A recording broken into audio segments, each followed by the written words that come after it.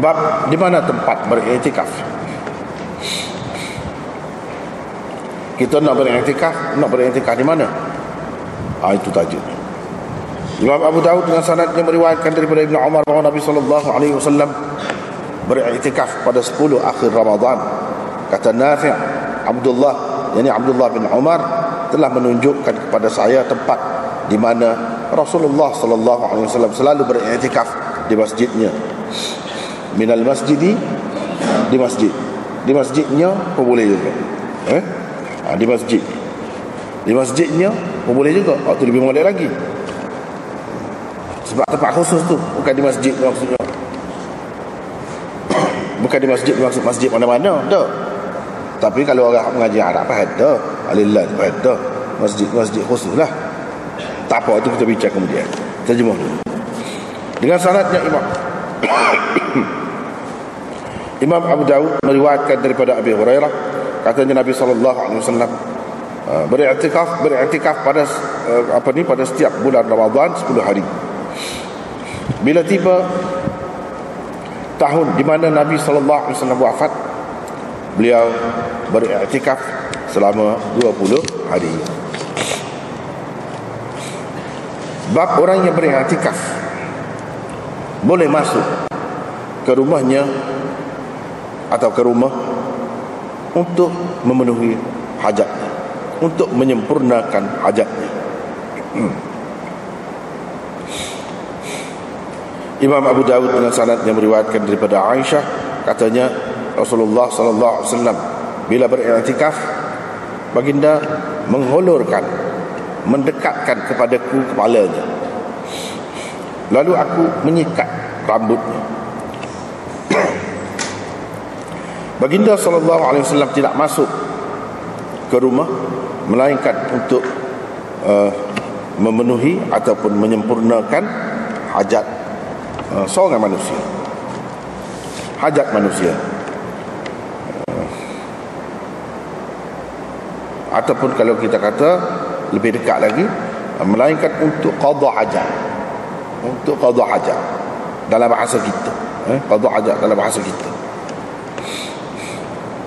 Dengan sanadnya Imam Abu Daud meriwayatkan daripada Aisyah, daripada Nabi sallallahu alaihi wasallam, sama seperti makna hadis yang tersebut sebelum ini, yakni walaupun lafaznya tidak sama. Kata Abu Daud, begitu juga hadis ini diriwayatkan oleh Yunus daripada Zuhri. Tidak ada siapa pun yang menjadi mutabi' kepada Malik dalam meriwayatkan daripada Urwah, daripada Amrah.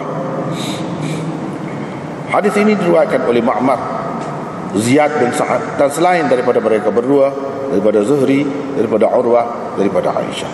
Dengan sanadnya Imam Abu Daud meriwayatkan daripada Aisyah, katanya Rasulullah sallallahu alaihi wasallam yakunu mu'takifan fil masjid, beriktikaf di dalam masjid. Beliau menghulurkan kepalanya dari celah pintu, celah bilik, maksudnya pintu bilik, dan saya membasuh kepalanya. Kata Musaddad, saya menyikat rambutnya ketika saya sedang berhaid ataupun datang bulan. Dengan sanadnya Imam Abu Daud meriwayatkan daripada Safiyah, katanya Rasulullah sallallahu alaihi wasallam pernah beriktikaf. Saya pergi kepadanya untuk menziarahinya pada waktu malam. Saya bercakap-cakap dengannya, kemudian bangun untuk pulang. Beliau pun bangun bersamaku untuk menghantarku. Rumahnya, ini kata perawi, bukan kata Safiyah dah, ini kata perawi. Kata perawi, rumahnya, yang di rumah Safiyah itu di kawasan perumahan Usamah bin Zaid. Maka lalu 2 orang lelaki dari kalangan Ansar dekat situ. Bila mereka nampak Nabi SAW, mereka berjalan cepat, pergi dengan cepat. Terus Nabi SAW berkata, ala rislikuma, nanti dulu, ala rislikuma, nanti dulu, tunggu dulu, sabar sebentar. Boleh juga, sabar sebentar. Innaha Safiyah, ini sebenarnya Safiyah binti Huyai. Qala, kata dua orang sahabat itu, subhanallah, wahai Rasulullah. Nabi SAW pun kata, sesungguhnya syaitan berlari minal insan, di dalam diri manusia. Mana min dengan mana fi, fil insan, dalam manusia. Ad-dama mansub bin az'il khafid, mana majrad dam, majrad dam atau kaddam, seperti berlarinya darah atau di tempat berlarinya darah.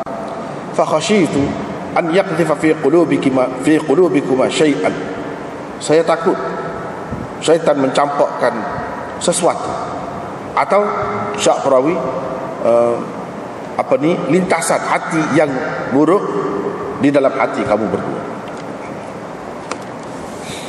Dengan sanadnya Imam Abu Daud meriwayatkan daripada Zuhri, dengan sanad Zuhri tadi, qalat, kata Safiyah, hatta idza kana 'inda babil masjid, sehingga apabila Nabi SAW sampai dekat pintu masjid, yaitu dekat atau di hadapan pintu rumah Ummu Salamah, di situ lalu dua orang lelaki, wasaqa ma'nahu, lalu perawi meriwayatkan hadis seterusnya yang sama makna dengan hadis sebelum ini. Al-mu'takif ya'udul marid, orang yang beriktikaf boleh menziarahi orang sakit, boleh menziarahi orang sakit. Jadi boleh ke tidak? Imam Abu Daud dengan sanadnya meriwayatkan daripada Aisyah, kata An-Nufaili, sini beza perawi itu, kata An-Nufaili, kata Aisyah, Nabi SAW lalu dekat orang sakit ketika beliau beriktikaf. Dia lalu terus, buat tak tahu saja. Fayamurru kama huwa, dia lalu terus tanpa berpaling. Dia tidak tuju, sengaja bertanya tentangnya. Waqala Ibnu Isa, kata Ibnu Isa pula, ini perawi yang seorang lagi guru kepada Imam Abu Daud, dia kata Aisyah, Aisyah kata, sesungguhnya Nabi SAW melawat orang sakit ketika dia sedang beriktikaf. Dengan syaratnya Imam Abu Daud meriwayatkan daripada Aisyah, katanya sunnah kepada orang yang beriktikaf ialah dia tidak melawat orang sakit dan tidak menghadiri jenazah, tidak menyentuh perempuan dan tidak juga bersetubuh dengannya, dan dia tidak boleh keluar untuk sesuatu hajat kecuali yang tidak dapat dielakkan, dan tidak ada i'tikaf melainkan disertai dengan puasa, dan tidak ada i'tikaf melainkan di Masjid Jami'. Kata Abu Dawud, selain daripada Abdurrahman bin Ishaq, tidak kata dalam riwayatnya, dalam riwayatnya kata Aisyah as-sunnah, tak ada sebut gitu. Kata Abu Dawud, yakni dia menyebutkannya sebagai kata-kata Aisyah. Dia menyebutkannya sebagai kata-kata Aisyah, yakni selain daripada Abdurrahman bin Ishaq.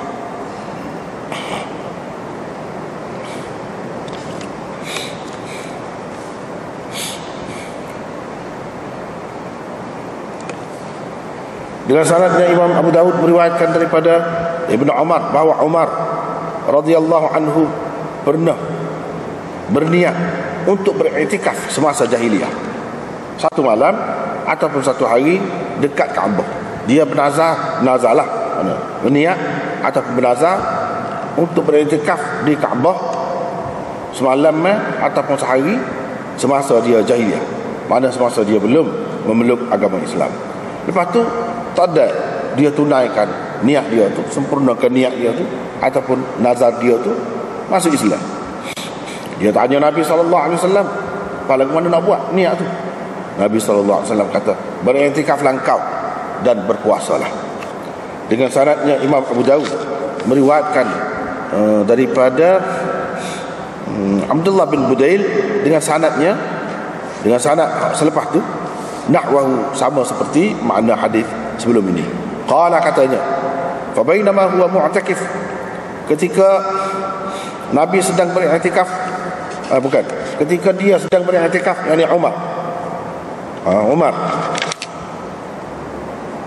Umar sebab cerita hak datang, super dengan hak datang, super dengan hadis hak datang. Tiba-tiba orang ramai bertakbir. Faqala Umar berkata, apa ini? Kenapa geger takbir ni? Wahai Abdullah, anak dia Abdullah. Kata Abdullah, tawanan perang Hawazin telah dimerdekakan oleh Rasulullah sallallahu alaihi wasallam. Kata Umar, mana kalau begitu, hamba saya perempuan itu kamu hantarkan juga bersama mereka. Kata dia, kamu hantarkan bersama mereka. Ini bab tentang mustahadah, perempuan yang keluar darah istihadah beriktikaf, boleh ke tidak? Dengan sanadnya Imam Abu Daud meriwayatkan daripada Aisyah, katanya salah seorang daripada isteri Rasulullah sallallahu alaihi wasallam beriktikaf bersama beliau. Isteri Nabi itu taras sufrah, dia nampak darah yang kuning dan darah yang merah. Mana ada ketikanya kuning, ada ketikanya merah.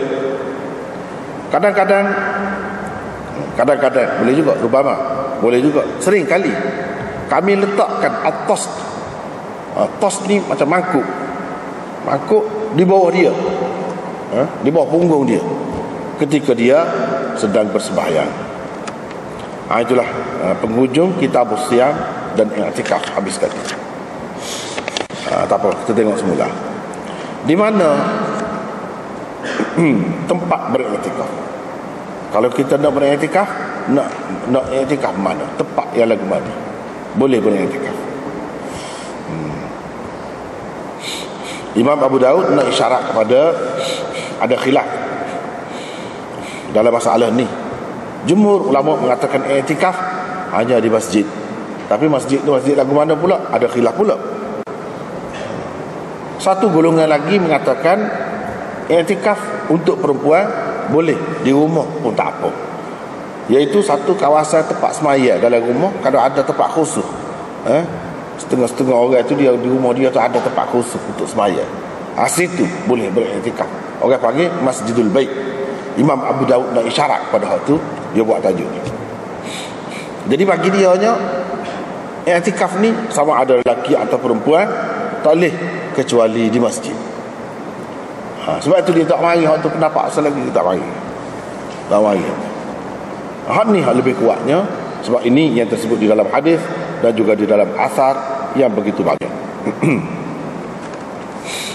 Hadis mula-mula Imam Abu Daud bawakan daripada Ibnu Umar, Nabi sallallahu alaihi wasallam kata dia, ya'takifu al-ashr al-awakhir min Ramadan, selalu beriktikaf pada 10 akhir bulan di bulan Ramadan. Kata Nafi', Abdullah bin Umar tunjuk pada saya tempat mana Nabi beriktikaf tu. Mana Nabi sallallahu alaihi wasallam beriktikaf, di masjid atau di masjidnya, di masjid itu boleh berlaku. Tapi kalau dalam terjemahan Melayu dia kata di mana Rasulullah sallallahu alaihi wasallam beriktikaf, di masjid, gitu ya. Tapi tak jelas tu. Dia lebih jelas kalau kita kata di masjid itu. Masjid itu tu masjid mana? Tak jelas juga. Tapi lebih jelas daripada yang pertama tadi, sebab dia ada lillah tu. Ada lillah tu. Hak lebih jelasnya di masjidnya. Masjidnya, tu lebih jelas. Masjidnya tu apa lalu lah, masjid Nabi lah. Itulah masjid.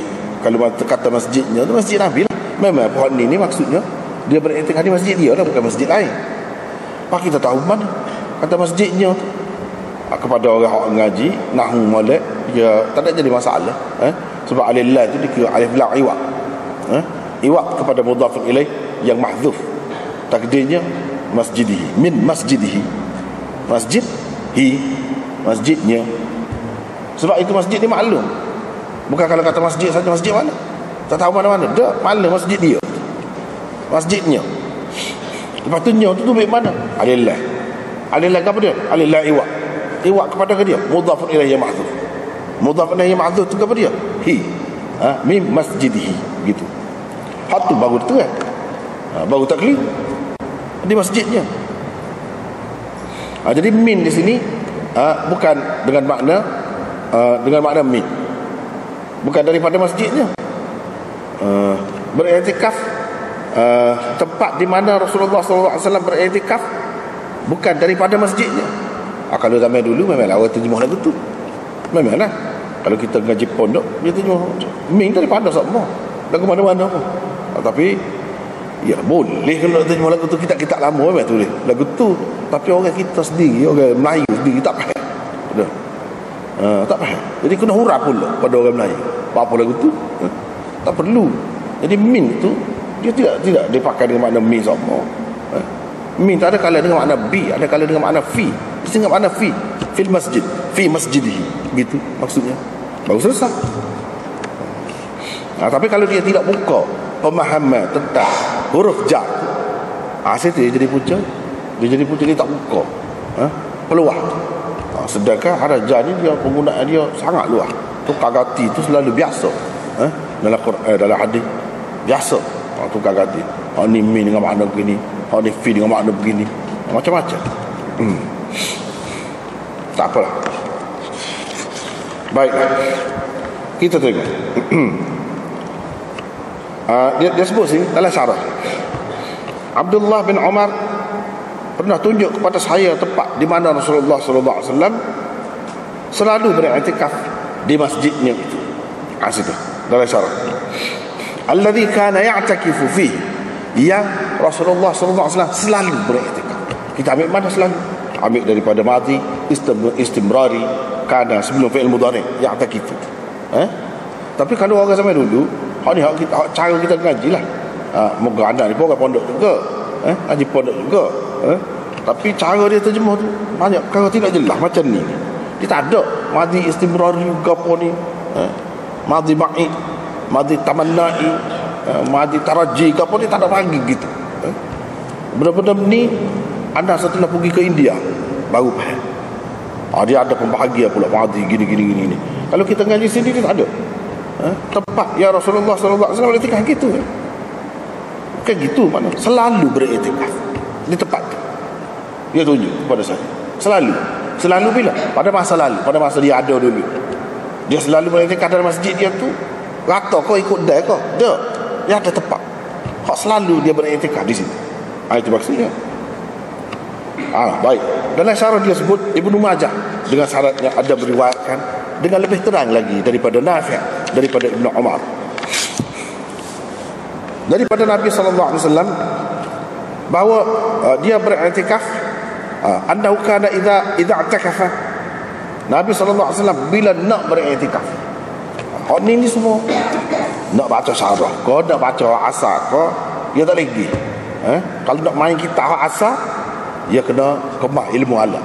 Kalau tak kemak ilmu alat tak lagi, tak akan faham. Bila tak faham, boleh jadi faham salah. Ni macam ni. Kana idza i'takafa, bila nak beriktikaf, bila bukan telah beriktikaf. Mana idza i'takafa, idza arada an ya'takifa, bila dia nak beriktikaf, dia kena takdir lagu tu. Tak boleh tak ada takdir lagu tu, tak kena. Tu idza arada an ya'takifa, dia kena takdir iradah di situ. Idza qumtum ila solat faghsilu wujuhakum, sama.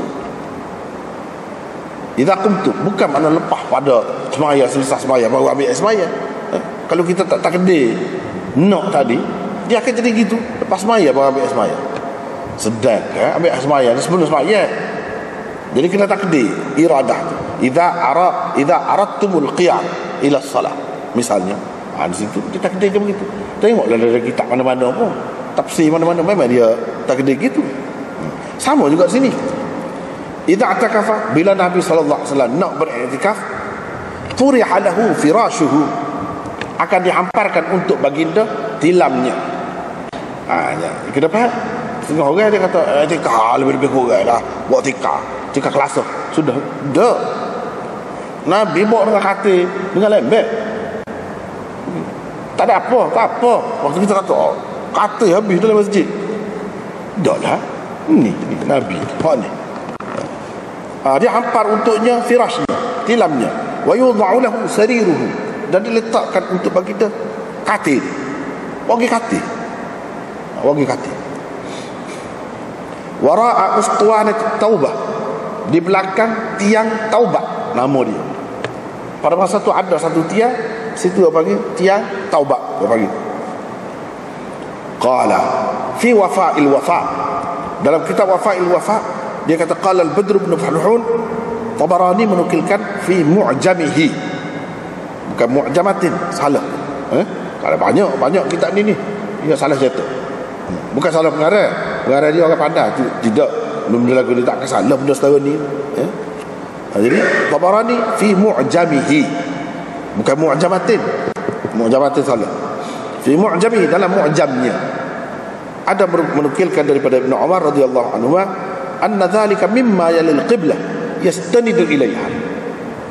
Hak apa ni tias ni duduk di mana? Duduk arah ke kiblat. Jadi katil tu rapat ke tiang tu lah. Rapat ke tiang tu. Lepas tu dia lingkung dengan sesuatu, dengan tikar ke dia. Gitu cara. Itu tepat dia. Qultu wa rawahu al-Baihaqi bi sanadin hasan.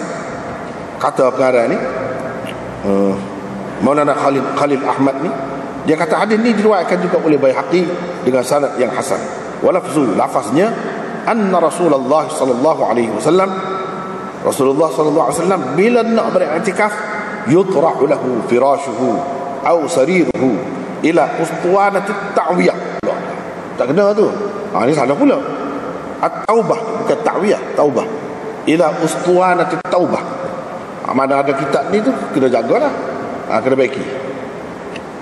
Bila nak beriktikaf akan diletakkan tilam atau katil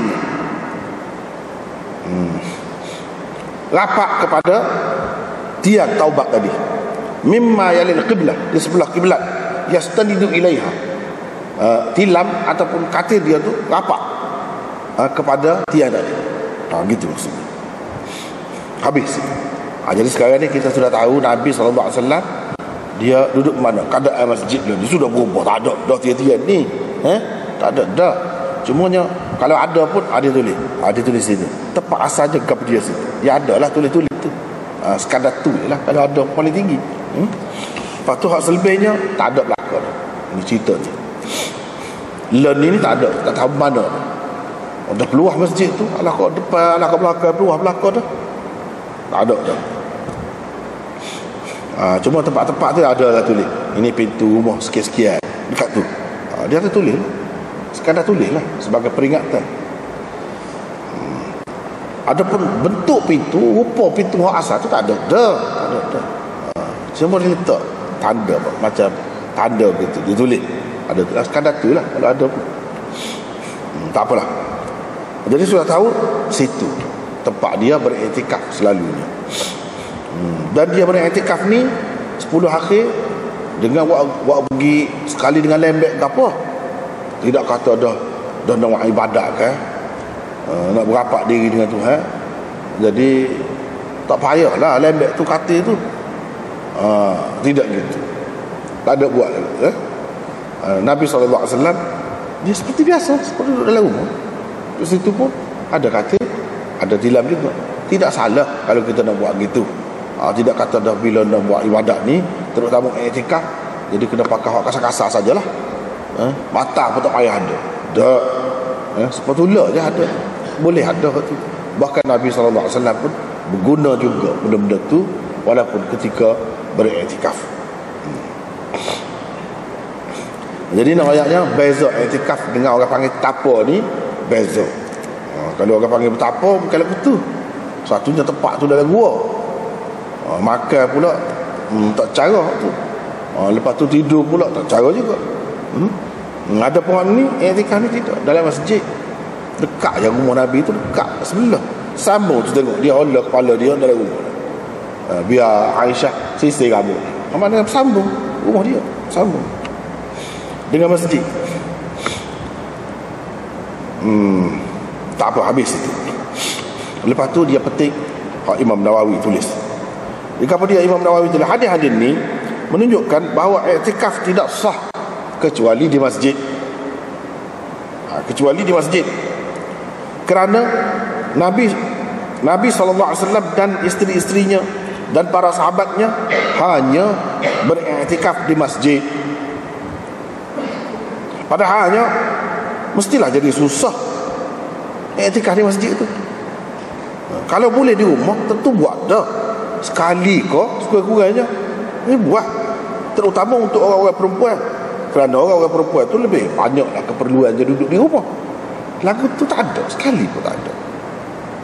Ini menunjukkan iktikaf ni kena buat di masjid. Hak kita sebut ni, kata dia, khusus iktikaf di masjid dan tidak sah kalau bukan di masjid. Inilah mazhab Malik, Syafi'i, Ahmad, Daud ni maksudnya Daud Zahiri lah, dan jumhur ulama. Sama ada untuk lelaki atau perempuan, serupa masjid lah. Tidak kata orang perempuan tak sesuai di masjid. Dah. Memang di masjid. Abu Hanifah berpendapat, dia kata sah iktikaf orang perempuan di masjid rumahnya. Di masjid rumahnya, Masjidul Bait orang panggil. Setengah-setengah orang dia tak apa ngaji kan, dia tak ngaji banyak. Dia heran lah, kata ada pula masjid rumah pula. Dalam kitab Belanda adanya, cuma dia tidak tahu. Ni masjid rumah. Masjid rumah tu bukan masjid, rumah lah.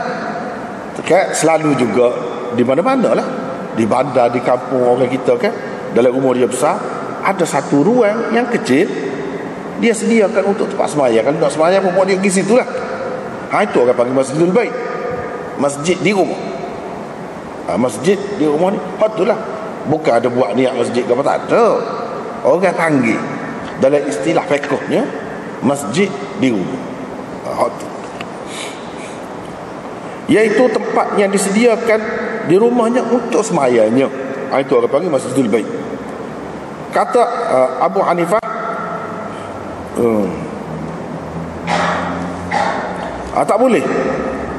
tak boleh orang lelaki beriktikaf di masjid rumahnya.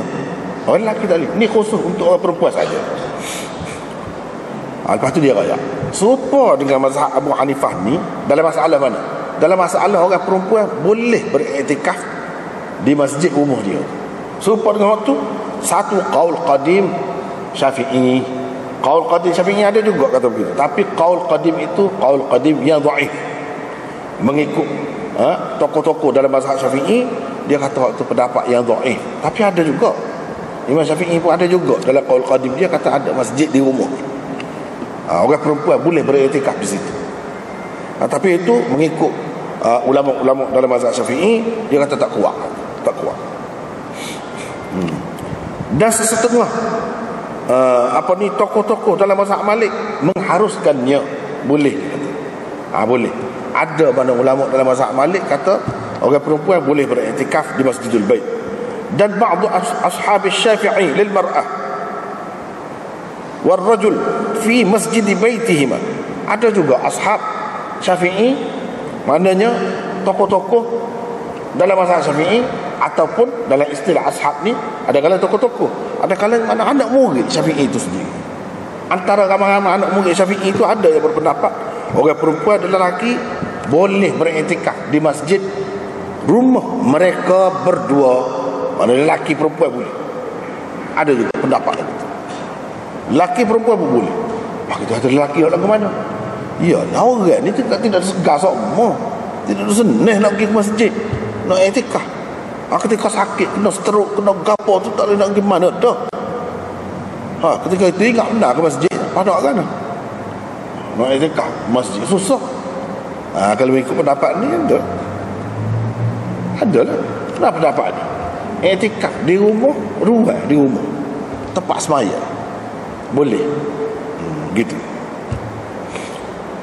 Kalau mazhab Hanafi untuk orang perempuan sahaja. Untuk orang perempuan sahaja. Tetapi setengah-setengah anak murid Malik ataupun dan anak murid Syafi'i, dia kata boleh untuk lelaki dan perempuan. Tapi ini bukan pendapat umum dalam mazhab Syafi'i. Walaupun orang Hanafi dia kata Masjidul Bait untuk orang perempuan, bukan makna dia kata tak sah kalau orang perempuan beriktikaf di masjid, tak sampai gitu. Cuma boleh. boleh beriktikaf di rumah, boleh juga.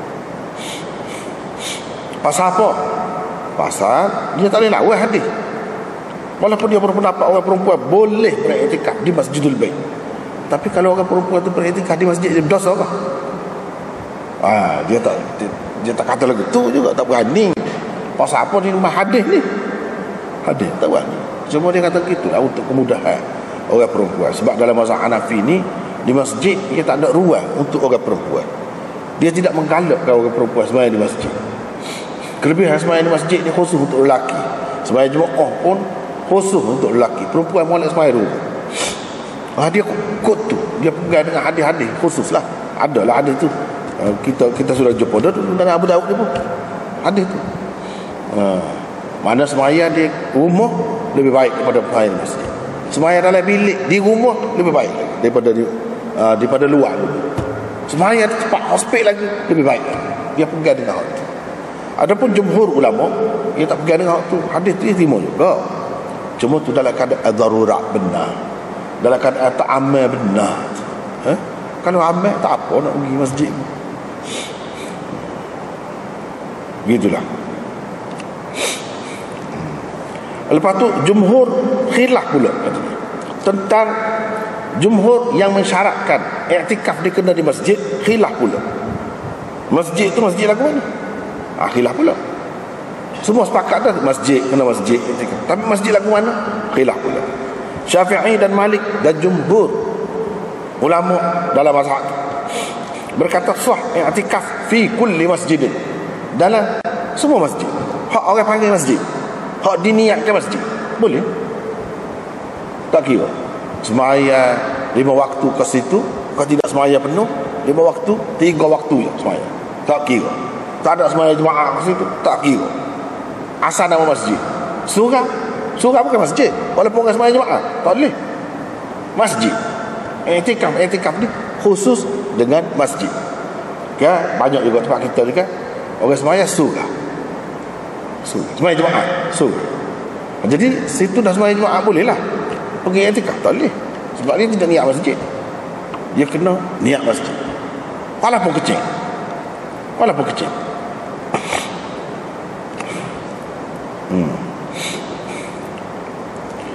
Kata Imam Ahmad lah maksudnya, khusus dengan masjid yang didirikan jamaah ratibah.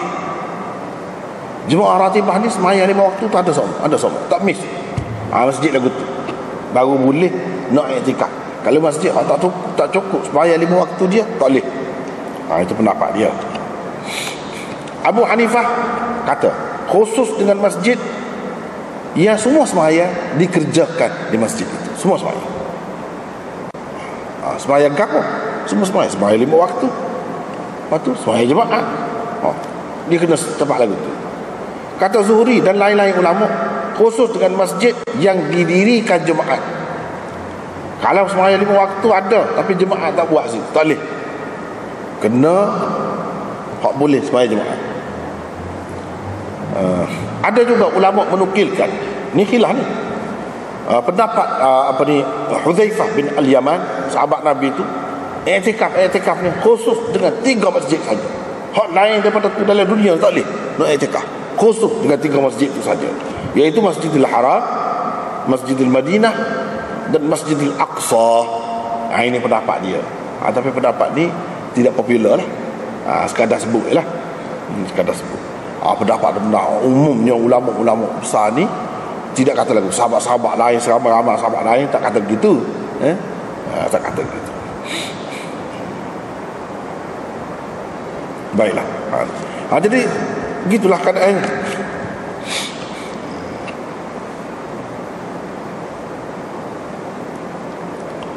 Ada juga yang mensyaratkan kalau orang tu wajib jemaah atas dia. Atas dia tu wajib jemaah, maka dia nak iktikaf. Kalau dia iktikaf tu lama, mana dalam masa tu dia kena pergi sembahyang jemaah. Tak boleh kecuali masjid yang ada sembahyang jemaah situ. Kalau dia kena sembahyang jemaah, hak tidak wajib sembahyang jemaah lah ke mana? Dia tu hamba abdi ke misalnya, dia musafir, tu tidak wajib. Hak wajib ni, hak wajib barulah. Hak wajib kena tengok pula, kena hari jemaah ke tidak. Kalau kena hari jemaah, dia kena iktikaf di masjid yang boleh sembahyang jemaah. Sebab apa? Bila beriktikaf dia tak boleh pergi mari kursi. Setengah ulama kata nak pergi sembahyang jemaah pun tak boleh.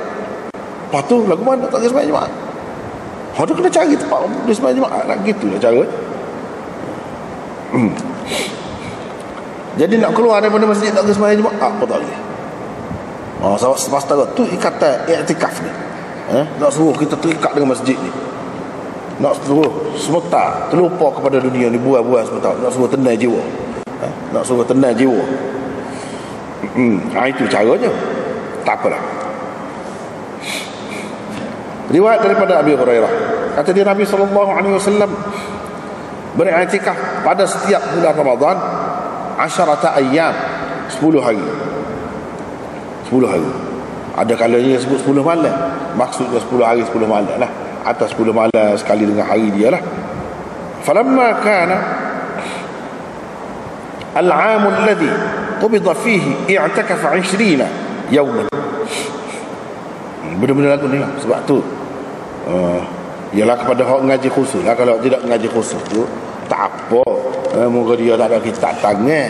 Lepas tu tidak dia nak mengajar pula. Kalau hak ngaji secara khusus, orang panggil ngaji secara formal, tak boleh. Dia kena kemah ilmu alat dia. Misalnya sini jumpa sama cuma anak tak royak ya. Kalau nak royak sama. Sedangkan kita nak ambil pengajaran hadis tu bukan nak cara kenahu, nak cara ke ilmu alat tu, ilmu alat ni. Tapi nak royaknya kepada orang mengaji sungguh, tak boleh, dia kena tahu. Dia nak royak kasih royak itu cukup pasal. Itu tengok keadaan lah, tapi dia kena tahu. Misalnya kana Nabi sallallahu alaihi wasallam ya'takifu. Kana sini kana naqisah, bukan kana tamah. Tapi falamma kana al-'am alladhi qubida fihi, itu kana tamah. Kana sama-sama kana, tapi berbeza. Hak tu tamah, hak tu naqisah. Beza tu. Pakai orang tidak cekak sungguh, selalu jumpa tu nak kena ayat lah. Ni tamah kau naqisah. Ni sini gap. Ni sini gap. Payah kat lah. Dia kena masuk betul. Baru jumpa setiap kali jumpa. Tahu lah. Sini gap. Sini gap. Sini gap. Payah kat lah. Bila kita terjemah tu bunyi mudah. Tak ada gapo pun macam-macam. Tak ada gapo. Tapi kalau kita tengok dari sudut ilmu alat, banyak benda. Macam kana naqisah, kita kata naqisah, dia ada isim. Dia ada khabar dia. Merafakkan isim, menasabkan khabar. Mana isim? An-Nabiyyu. Sebab kita baca An-Nabiyyu. Mana khabar dia? Jumlah. Ya'takifu. Itu jumlah. Khabar dengan jumlah. Dia jumlah. Pada mahal nasab orang panggil. Pada mahal nasab. Pasal jadi khabar kepada kana. Gitulah. Bahkan orang kepada umum. Orang tak perlu. Tak kira. Tak perlu. Jadi falamma kana al-'am alladhi qubida fihi, falamma kana al-'am alladhi qubida fihi, di sini ada kana al-'am. Ini bukan isim dia. Bukan isim dia. Al-'am mana khabar dia? Tak ada khabar. Mana khabar? Tak ada khabar. Bila tak ada isim dan tak ada khabar, dia panggil kana tamah. Jadi kana tamah ni mana dengan makna lain, mana dengan makna kana, dengan makna mujidah ke, dengan makna ata ke, dengan makna jaa ke, macam-macam lagi boleh. Maknanya al-'am tu jadi isim, jadi fa'il kepada dia, fa'il kepada kana. Serupa dengan fa'il biasa lah. Jadi fa'il kepada kana itu. Atau naib fa'il, kalau kita takdirkan kana tu mujidah, al-'am itu naib fa'il gitu. Kalau kita kata al-'am tu jadi fa'il, kana tu kita takdirkan dengan makna ata ataupun jaa. Falamma atal 'amul ladzi qubida fihi i'takafa 20. I'takafa tu bukan khabar dia. Itu jawab kepada lamma. Itu jawab kepada lamma. Syarat tu bila. Bila begini. Itu jawab. Jadi dia ni bukan apa? Bukan kana naqisah. Tu je nak ayat. Patut apakah ada kesan dari segi maknanya dengan berbeza? Memang ada. Itu boleh kita perhati pada terjemahan. Orang pandai terjemah kita tahu. Sini dia tahu. Ni kana tamah, dia faham. Kalau orang tak pandang, kita tahu lah. Dia tak faham ni kanan gap. Dia tak faham. Dia terjemah saja. Benda lagu tu. Bila tiba, sebab tu kita kata tadi, bila tiba tahun, tiba ata, ja'a. Begitu. Mana al-amu tu jadi isim. Jadi apa ni? Bukan isim, fa'il kepada kana. Bila tiba tahun, Nabi SAW wafat, i'tikaf. Beliau beriktikaf 20 hari. Begitu. Ada pun tadi keadaan Nabi SAW i'tikaf, kita tak terjemah tiba situ. Kita tidak terjemah tiba. Sini terjemah tiba. Kalau orang sampai dulu, cara pondok, nak royak cara pondok. Dia kalau kana tamah ni sama ada wujidah atau yujadu, itu saja dia. Dia takdir. Dia tidak takdir kot lain. Jadi kadang-kadang bila terjemah tu payah nak masuk. Skru tak kena dengan nak. Jadi gitulah. Padahal dia tidak semesti takdir gitu. Kalau madhi kana wujidah. Kalau yakunu yujadu. Tak mesti. Dia kena tengok sesuai dengan keadaan, sesuai dengan kata apa nak takdir. Sepatutnya gitu. Tapi kalau ngaji kitab lama, pondok kau ataupun kita tengok kitab Jawi, kitab kuning apa ni, lagu tu kalau karena tamah dia akan terjemah dia apa ni berdasarkan takdir wujidah ataupun yujadu. Dia akan takdir gitu. Dia akan terjemah berdasarkan tu. Lepas tu peling kau menyebabkan jadi orang keruk kening, tak cara dah. Tak cara. Dia tak kira. Lagu tu kitab-kitab lama. Sebab itulah kitab lama bahasa saja Melayu. Orang Melayu pun tak faham. Itulah kita boleh ayat. Sebab tu bila baca kitab Jawi kena syarah pula. Padahal Melayu dah kena ayat maksud dia gini-gini. Sebab apa? Sebab dia Melayu tu perkataan saja. Susunan dia tu nahu Arab sepenuhnya. Nahu Arab pula setengah-setengah kita terikat dengan hak tertentu tadi. Misalnya kana tamah takdir yujadu atau wujidah. Jadi kalau Melayu didapati, akan didapati, terikat dengan hak tu dekat roh tak kira. Itu sebab jadi payah. Payah. Dia tak boleh, dia kena terbuka. Barulah kita faham. Molek. Dari segi tambah tu tetap tambah, tak nak berubah tu. Semua dari segi nak pasal tu. Bila nak pasal tu, kita kena tengok realiti juga. Kita tengok kesesuaian juga. Kalau tak tengok sesuai, kita kira orang faham, kau tak faham, kau boleh bakar kan lagu tu. Nak boleh faham. Benda tu dia kena terbuka. Kerana tambah ni tidak semesti kita takdirkan wujidah kalau madhi dia, atau yujadu kalau mudhari' dia. Tak mesti. Tak mesti begitu. Macam sini, kalau anak-anak akan terjemah ata atau ja'a, begitu. Bagus sesuai. Tak apalah. Dia beriktikaf 20 hari. Pada tahun dia meninggal dunia tu. Tak apalah, baik. Di sini apa yang Nabi SAW tahun dia mati tu iktikaf 20 hari. Sebelum pada tu 10 hari je. Apa yang tahun dia mati tu iktikaf 20 hari tu apa? Tengok syarah. Sebab gini, ialah kena baca syarah ni panjang.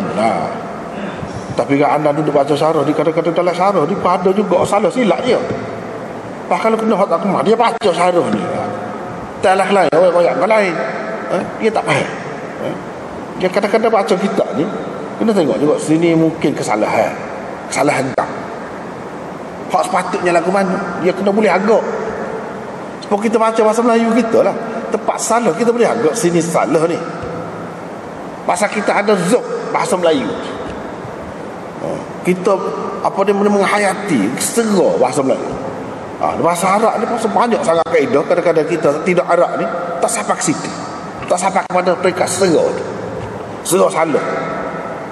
Tak sampai ke peringkat tu. Kalau sampai ke peringkat tu baguslah. Mana siapa lah maksud ngaji tu kalau lagu tu. Tapi payahlah. Gaklah ni hak tidak syarah dia ada baris. Kita ada baris. Masyarah tak cakap apa baris belakang. Tu jadi masalah. Cuba kita tengok. bawah dia ada masalah. Tak apalah. Qala al-Hafiz, kata Hafiz Ibn Hajar, qila as-sabab fi dhalika, ada dua qila ni dua makna dia. Satu, dalam setengah-setengah kitab, setengah-setengah tempat tu dia pakai, orang panggil sirah tamrid. Sirah tamrid menunjukkan dhaif. Ni bahasa kitab. Ni kita kecek bahasa kitab. Kalau nak terjemah mudah lah. Bahasa kitab, cara nak faham kitab. Qila, orang panggil sirah tamrid. Ada kalanya dalam kitab-kitab atau kitab-kitab tertentu khususnya, maklum dia menunjukkan dhaif pendapat itu. So ada kalanya tidak, dia bukan memberi makna begitu, bukan menunjukkan dhaif kalau tidak dhaif. Tidak. Sirah tamrid ni nak digunakan untuk tak mahu sebut, tak saya sebut siapa dia, atau tidak nak sebut kerana nak perekah kau, tak saya sebut siapa dia orang itu. Ada juga dengan sebab ramah sangat kau nak perekah. Jadi qila juga dia kata. Macam sini bukan menunjukkan dhaif ni, tidak menunjukkan dhaif, qila sini. Kemudian kalau qila ni, kalau kita lama dia terjemah dikatakan, padahal qila ni tidak semestinya dikatakan semua. Qila sama dengan qala ba'dul ulama, setengah kata setengah ulama. Kadang-kadang dalam bahasa Arab ni hal sesuainya bukan qila tu dikatakan, tapi kononnya tu qila juga. Tapi sampai dulu bacalah kita habis kita semua, kita aja jumpa kononnya. Sebab apa? Sebab perkataan itu tidak dipilih untuk terjemah benda-benda ni. Tak dipilih. Dia tidak luas, dia terhad sangat bahasa. Dia tidak luas. Sebab tu kita baca kitab tu beratus-ratus buka surat, sekali pun tak jumpa kononnya. Sebab apa? Tempat kononnya tu dikatakan, dia guna gitu. Nak mana? Jadi atas kita lah kena faham. Sebab tu kita lama ni orang baru, bahasa dia orang baru. Sebab apa? Kalau nak pakai cara lagu tu tak sesuai, tak sedap. Orang sampai sekarang tak serok kemanisan dia. Orang sampai dulu buat mana ngaji, ya mana tak ngaji tu betul lopong saja. Bukan bahasa dia kecek lagu tu. Bahasa kita tak apa dah. Kata setengah ulama, di sini makna kata setengah ulama bukan dengan makna kata orang boleh juga gitu. Dia isyarat kepada dhaif, bukan nak dhaif sini. Sebab kenapa Nabi SAW beriktikaf 20 hari itu, iaitu Nabi SAW tahu ajal dia sudah sampai, tak lama dah dia nak mati. Dia tahu. Fa'arada an yastakthira min a'malil khair. Jadi dia nak banyaklah amalan kebajikan dia tu. Liyatabayyana li ummati al-ijtihad fil amal idza balagu aqsal umr, supaya jelas kepada umatnya. Jadi dia buat gitu nak ajar umat dia lah, supaya jelas kepada umat dia bahawa kena bergomor sikitlah buat ibadat ni bila sampai pada umur penghujung. Awak kata gitu. Sini hak silap. Liyattaqullah ala khairi ahwalihim. Tak kena tu. Liyalqawullah tu, bukan liyattaqullah, bukan untuk bertakwa kepada Allah atas sebaik-baik amalan mereka. Liyalqawullah ala khairi ahwalihim, supaya mereka dapat bertemu dengan Allah dalam keadaan sebaik-baik keadaan mereka. Gitu. Bila mati dalam keadaan amal molek saja, banyak amalan kebajikan, dia gitu. Itu pengajaran dia. Liyalqaw, kena baikilah. Mana ada kitab ni kena baiki. Itulah yang kita kata tadi, kadang-kadang kita tak perasan. Jadi dia tulis lihat taku lah kita. Dah tak kena liyalqaw.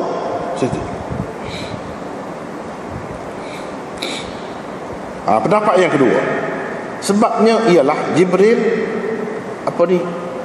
bertadarus, membaca Al-Quran pada setiap bulan Ramadan hak lain sekali. Bila tiba tahun Nabi SAW nak wafat tu, dia bertadarus 2 kali dengan Nabi SAW. 2 kali khatam dengan Nabi SAW. Itu sebab Nabi beriktikaf 20 hari. Itu pendapat yang kedua. Ibnul Arabi berkata, boleh jadi juga sebabnya ialah kerana Nabi SAW ada meninggalkan iktikaf pada 10 akhir, dengan sebab apa yang berlaku pada isteri-isteri dia. Sebelum pada ni kan kita sudah jumpa dah hadis. Sebelum pada ni Nabi pasal kemah dia, lepas tu bini dia pakai pasal kata kan, Nabi suruh pecah lah. Jadi tak jadi puasa tahun tu. Bila tak jadi, ni akhir tahun tu dia qadha tu lah 10 hari tu. Sebab tu jadi 20 hari dia qadha tu. Hak tu kita sudah jumpa dah hadis baru ni kan, dia ganti pada bulan Syawal 10 hari tu. Lepas tu pada tahun dia nak mati tu, dia iktikaf pula 10 hari supaya kena betul-betul bulan Ramadan. Ganti tu bulan Ramadan, dia tak jadi iktikaf tu. Tiba-tiba dia puasa dah, dia iktikaf dah pada bulan Syawal, seperti baru ni kita bincang baru. Lepas tu bila tahun nak mati dia iktikaf pula 20 hari. Jadi 10 hari untuk tahun tu, 10 hari untuk dia tinggal. Sebab walaupun dia iktikaf bulan Syawal, tidak kena pada bulan ni. Sebab tu dia iktikaf pula pada bulan Ramadan tu, sebagai ganti tu. Ada juga orang kata gitu. Ini kata Ibnul Arabi.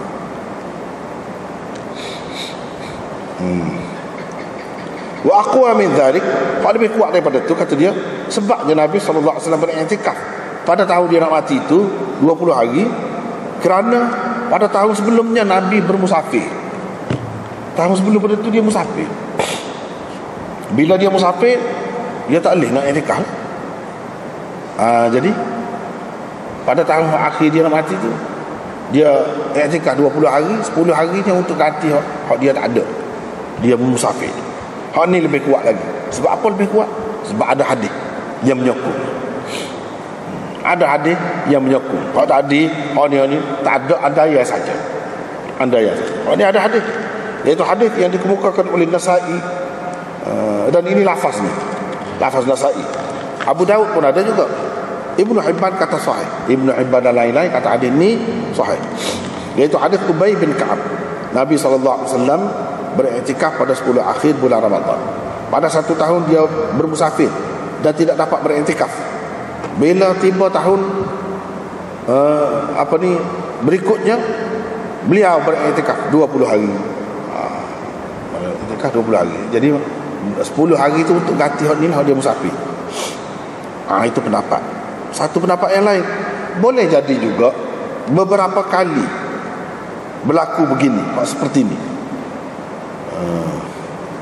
Bita'addud sebab, dengan sebab disebab dia tu berbeza-beza, banyak tak serupa. Ada kalanya dengan sebab dia meninggalkan iktikaf kerana uzur musafir. Ada kalanya dia beriktikaf 20 hari kerana bertadarus Al-Quran sebanyak 2 kali khatam dengan Jibril. Boleh jadi belakang, kata dia. Boleh jadi belakang. Jadi itulah sebab apa pada tahun akhir dia meninggal dunia tu, dia iktikaf 20 hari. Ada beberapa sebab tadi. Sebab tadi disebutkan oleh Hafiz Ibn Hajar dan lain-lain. Begitulah.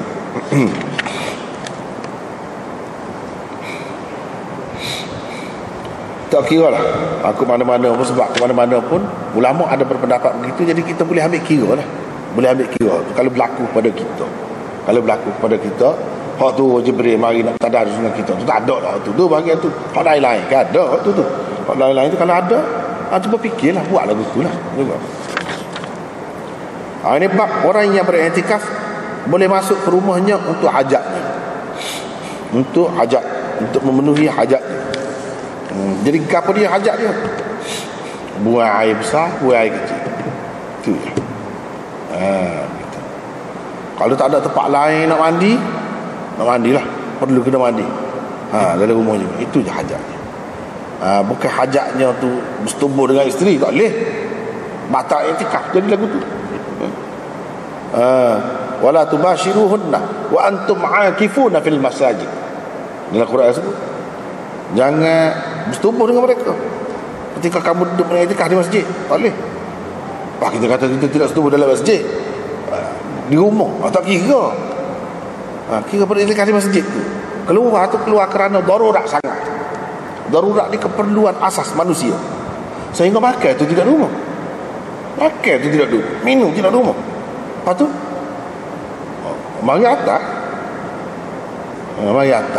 anak kau mari dalam kau dia mari makuk tu, mari lapis-lapis kan, nasi, lauk, gapo dah boleh lah.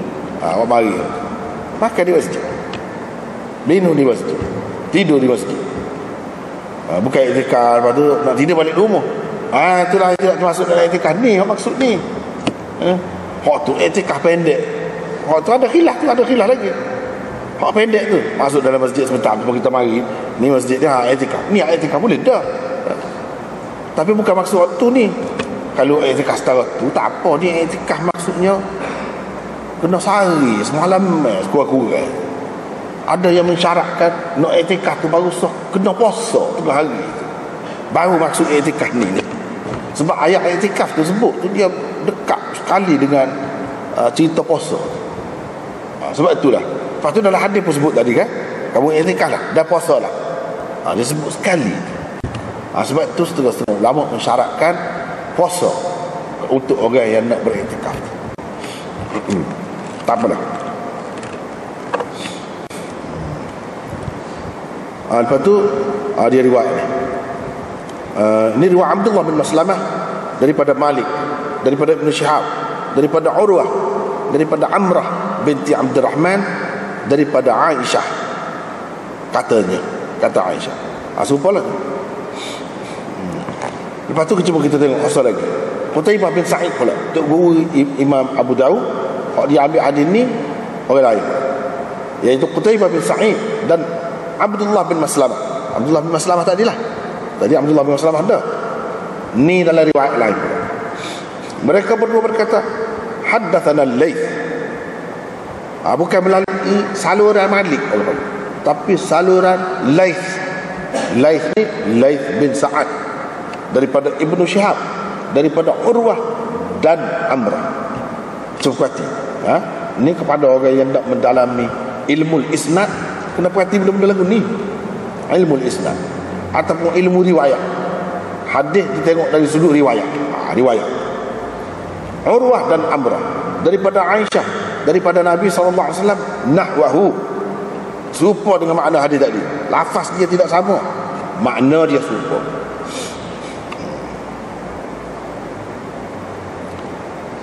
Kata Abu Daud.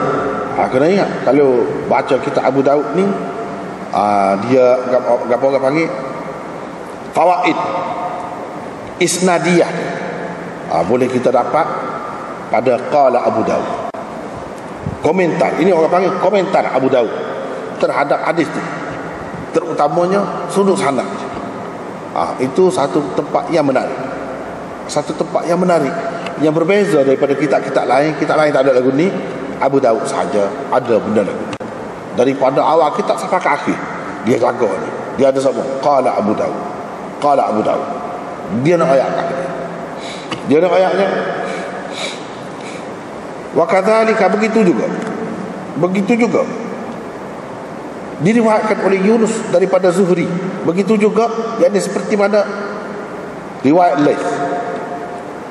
Laits seperti mana riwayat Laits itu juga Yunus meriwayatkan daripada Zuhri.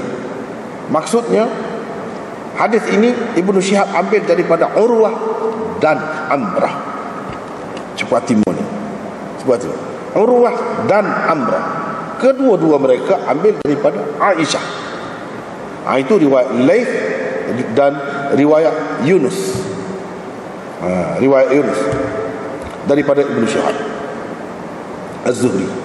Qutaibah bin Sa'id dan Abdullah bin Salamah kata lagu tu, tak apa lah. Walam yutabi' ahadun Malikan, tak ada siapa pun jadi mutabi' kepada Malik dalam meriwayatkan hadis ini daripada Urwah, daripada Amrah. Seperti tengok tadi kan, hak mula-mula tadi, Abdullah bin Salamah meriwayatkan daripada Malik. Itu Maliknya, saluran Malik. Malik meriwayatkan daripada Ibnu Syihab, daripada Urwah. Urwah ambil daripada Amrah binti Abdurrahman, daripada Aisyah. Maknanya di antara Aisyah dan Urwah tu ada satu orang yang bernama Amrah. Urwah ambil daripada Amrah tu, Amrah tu ambil daripada Aisyah. Ada pun riwayat kemudian tu, Urwah dan Amrah kedua-duanya ambil daripada Aisyah, bukan Urwah ambil daripada Amrah. Dah. Tu benda beza dia situ. Imam Abu Daud kata tak ada siapa pun jadi mutabik kepada Imam Malik.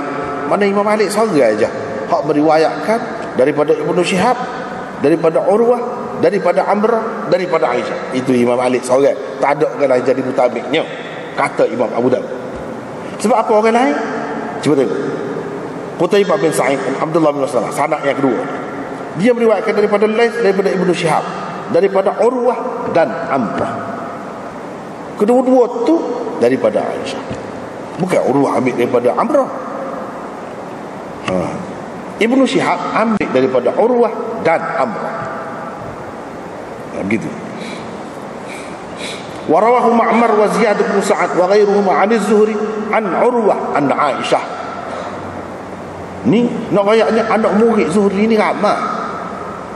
Kalau Ma'mar dan Ziyad bin Sa'ad dan selain mereka berdua ni anak murid Zuhri juga. Demon ni ambil daripada Zuhri, daripada Urwah, daripada Aisyah. Tak ada Amrah tu. Amrah tak ada sebut langsung. Nak kata Urwah ambil daripada Amrah, tak ada Amrah tu, tak ada. Ataupun Ibnu Syihab ambil daripada Urwah dan Amrah pun tak ada. Dia ambil daripada Urwah saja, daripada Aisyah terus, begitu. Itu maksud Imam Abu Daud, beza sanad dia, beza sanad dia. Faham mana betul? Lepas tu hak mana betul? Lepas tu Imam Abu Daud kata tak ada siapa jadi mutabik kepada Malik dalam meriwayatkan hadis ini. Ibnu Syihab daripada Urwah, daripada Amrah, daripada Aisyah. Tak ada lagu tu. Betul kau? Tengok.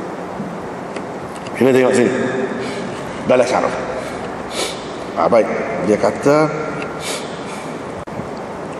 cuba tengok dalam syarah. Wa fi riwayatil Laits jama'a bainahuma. Dalam riwayat Laits dia mengumpulkan kedua-duanya, yakni Urwah dan Amrah. Ibnu Syihab ambil daripada Urwah dan Amrah, sanad yang kedua tadi kan. Itu riwayat Laits, bukan riwayat Malik.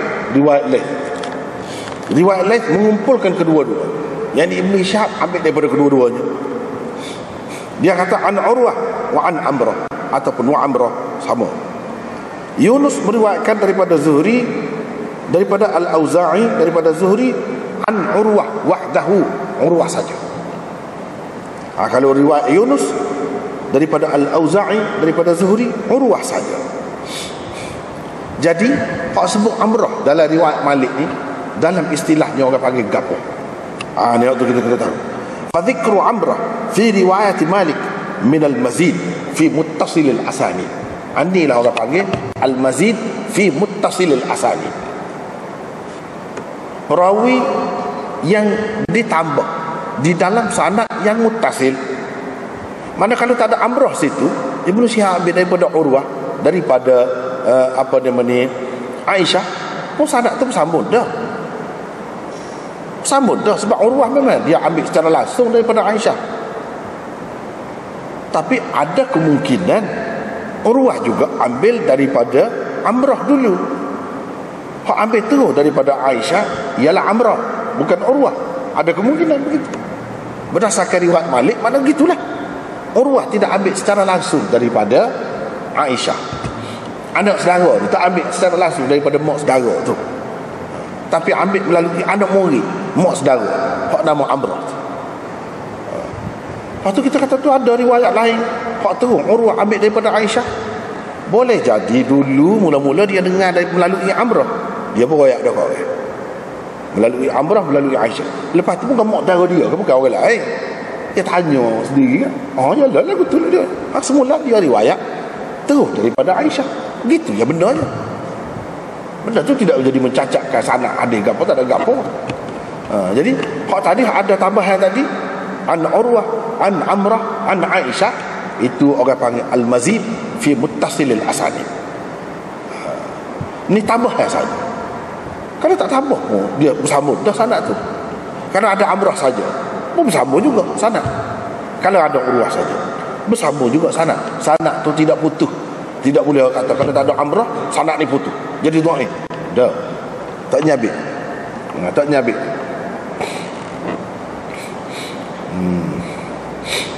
Baik. Cuba kita tengok. Qala Abu Dawud wa kadzalika ay kama rawa al-Layth rawahu Yunus 'an az-Zuhri an Urwah wa Amrah an Aisyah wa lam yutami' ahadun Malikan.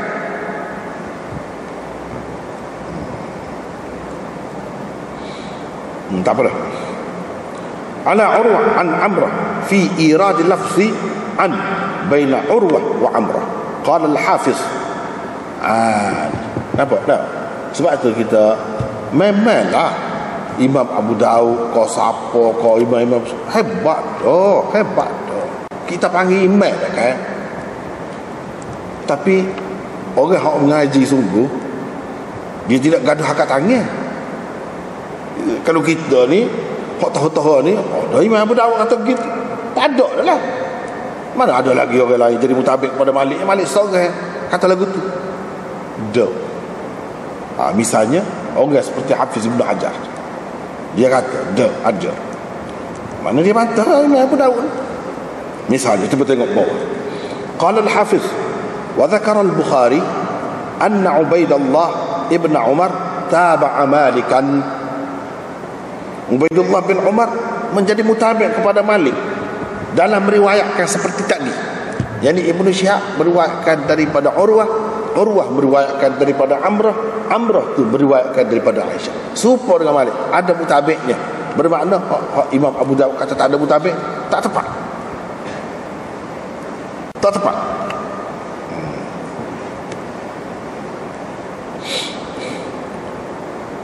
Wa dzakara ad-Daraqutni anna Aba Uwais rawahu kadzalika 'an az-Zuhri. Daraqutni pula sebut bahawa Aba Uwais juga meriwayatkan lagu tu, yang serupa Malik tu daripada Zuhri. Mana bukan Malik seorang yang meriwayatkan lagu tu, tapi Aba Uwais juga ada meriwayatkan daripadanya. Mana ada mutabi'.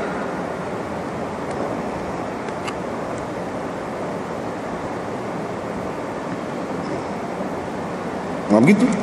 Maknanya ada juga orang komen. Baik. Lepas tu apa maksud Imam Abu Daud? Kita kata tak ramah lah Abu Daud. Dia kata tak ada siapa. Tak ada siapa pun. Jadi mutabik kepada Malik. Jadi mutabik kepada Malik dalam perkara. Kita jawab, dah. Boleh jadi maksud Imam Abu Daud ni mutabik yang kuat, bukan mutabik yang dhaif. Seperti ni Ubaidullah bin Umar al-Umari ni tak kuat. Tak kuat. Tetapi tak kena kalau kata begitu. Sebenarnya hak tak kuat tu adik-adik dia. Hak nama Abdullah bin Umar al-Umari, bukan Ubaidullah. Ubaidullah tu kuat. Ubaidullah tu kuat. Tak kena kata begitu. Jadi betul dah Hafiz Ibn Hajar kata ni tak ada mutabik. Lepas tu kalau kita kata tak ada mutabik, hak kuat, hak dhaif, biasa dah dalam mutaba'ah ni. Mutabik tu dia kurang lagi daripada hak asal, perawi asal. Biasa.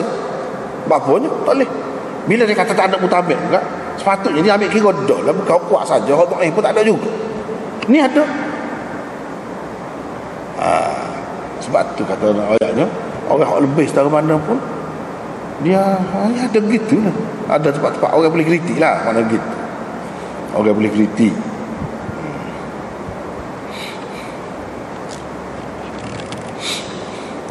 Tak apalah.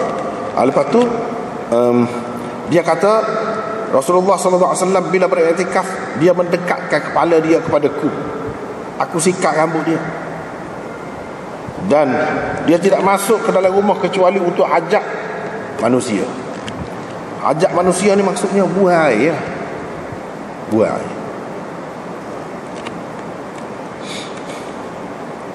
Jadi kata Hafiz Ibn Hajar, hajat manusia ni ditafsirkan oleh Zuhri dengan al-baul wal ghaid, kencing dan berak. Wa qad ittafaqu ala istithna'ihima. Semua ulama sepakat ni kecuali tak apa masuk dalam rumah. Dan selain daripada hak dua ni, hajat-hajat lain khilaf seperti makan dan minum. Kalau seseorang itu keluar untuk kedua-duanya, keluar untuk buang air, tapi bila-bila tu di luar masjid ambil air maya, tak apa, tak batal lagu tu. Iktikaf tu siapa gitu mu tak batal. Supaya juga apa nama ni nak buang air kalau muntah misalnya, ataupun kalau nak bekas sakit kepala lajak tak boleh, kalau nak tu ni benda tobek bekas luar, tu darurat tu. Dikiaskan dengan apa ni, kencing dan buang air besar, baru boleh keluar, tak batal iktikaf tu. Kita ada beriwayatkan daripada Ali, Nakhai dan Hasan Basri, kalau seseorang yang beriktikaf itu dia pergi, orang mati dia pergi nak mayat-mayat tubik lah kawasan lain, ataupun pergi ziarah orang sakit, ataupun keluar untuk jemaat, batala i'tikafuhu, batal i'tikafnya. Mana tak boleh. Itulah pendapat Kufiyun, mana Abu Hanifah dan lain-lain. Ibnul Munzir berhubung dengan jemaat. Jemaat pun keluar untuk jemaat pun batal juga i'tikaf. Lepas tu tak sagi jemaah lah. Bukan tak sagi jemaah, jemaah tu kena pergi. Lepas tu batal lah i'tikaf tu. Batal lah i'tikaf tu. Betul. Ataupun pun kata tadi lah, dah tahu dah kita kena hari jemaah ni, kita wajib jemaah. I'tikaf di masjid jemaah tu, baru tak payah keluar daripada masjid, kita beriktikaf tu. Itulah cara penyelesaian. Kata Thawri dan Syafi'i dan Ishaq, dia kata kalau dia mensyaratkan mana-mana sesuatu daripada yang tersebut itu di permulaan i'tikafnya, tak batal i'tikafnya dengan buat gitu. Ini juga satu riwayat daripada Malik. Kalau dia syarat dulu ni, nak pergi i'tikaf ni, tapi kalau mati orang tu, saya nak pergi semaya jenazah dia, kalau dia syarat gitu daripada awal, boleh, tak batal i'tikaf dia. Kalau tidak, tak syarat gitu daripada awal, batal. Maknanya kena cara benar lah, dari segi jaga benar lah, tak boleh main-main lah. Maksud i'tikaf ni i'tikaf yang khusus, bukan i'tikaf umum naik meta atas masjid tu. Bukan semua sepakat, bukan semua sepakat. Imam Malik, Imam Abu Hanifah kata tak boleh i'tikaf lagu tu, tak ada i'tikaf lagu tu. Imam Syafi'i, Imam Ahmad, ramai lagi kata itu boleh. Kita naik meta, macam kita naik mengaji ni, nak dapat pahala lebih, bukan pahala mengaji saja, pahala i'tikaf benar juga. Boleh. Sekadar ini i'tikaf umum. Hak maksud tadi batal i'tikaf gapo tu, hak khusus tadi, sampai semalam 2-3 hari, begitu. Apalagi kalau mengambil kira pendapat yang mengatakan syarat nak i'tikaf ni kena ada puasa, siang tu puasa, barulah i'tikaf tu maksud i'tikaf yang di sini. Begitu. Baiklah.